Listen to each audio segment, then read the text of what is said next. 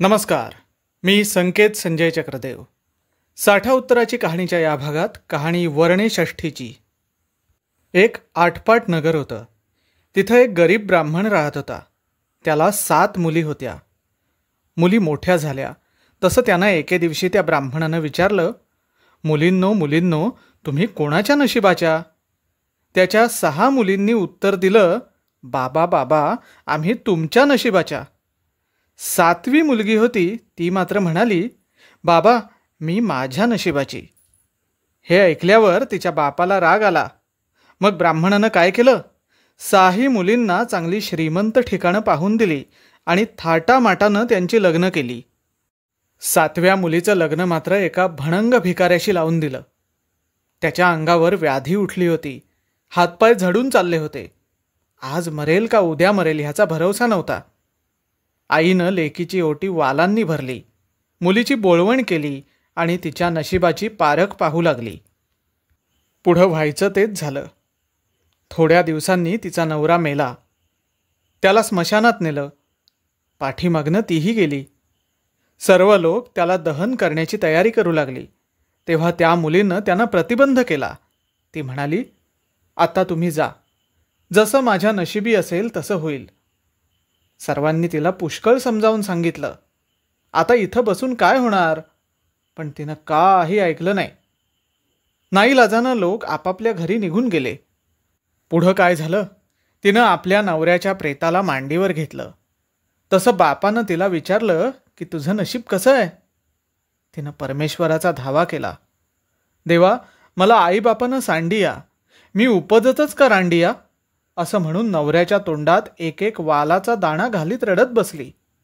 मग काय चमत्कार झाला? मध्यान रात्र झाली आणि शिवपार्वती विमानात बसून त्याच वाटेनं जाऊ लागली. पार्वती शंकराला म्हणाली, कोणी एक बाई रडत आहे असं ऐकू येत आहे, आपण पाहून तर येऊया. शंकरानं विमान खाली उतरवलं. दोघांनी ह्या मुलीला रडताना पाहिलं. रडण्याचं कारण विचारलं. मुलीनं बिचारीनं झालेली सर्व हकीकत सांगितली. पार्वतीला तिची दया आली. पार्वती म्हणाली, तुझ्या मावशीला वर्णषष्ठीचा वसा माहिती आहे.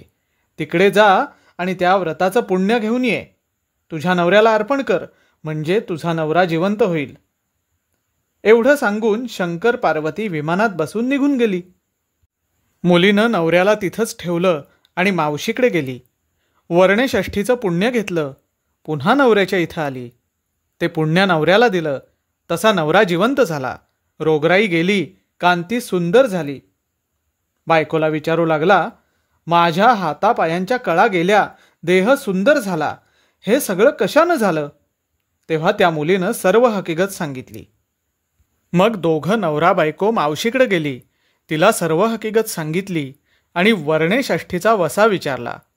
मावशी म्हणाली, श्रावण शुद्ध षष्ठीच्या दिवशी एका पानावर तांदूळ घ्यावे, दुसऱ्या पानावर वर्णे म्हणजे वाल घ्यावे, त्यावर दक्षिणा ठेवावी आणि शंकर नहाती गौरी भराडी हे माझ्या वर्णषष्ठीचं वाण असं म्हणून उदक सोडावं.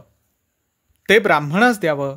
असं दरवर्षी करावं, म्हणजे संकट नाहीशी होतात, इच्छित मनोरथ प्राप्त होतं, संतती आणि संपत्ती लाभते. याप्रमाणे तिनं केलं आणि सुखी झाली. माहेरी गेली. बापाला भेटली. त्याला म्हणाली, बाबा तुम्ही टाकलं पण देवांनी दिलं. पुढं सर्वांना आनंद झाला. तसा तुम्हा आम्हा होवो. ही साठा उत्तराची कहाणी 5 उत्तरी सुफळ संपूर्ण. वर्णषष्ठीची कहाणी कशी वाटली हे कमेंट करून नक्की सांगा. चॅनलला लाईक करा, शेअर करा, सबस्क्राईब करा. नमस्कार.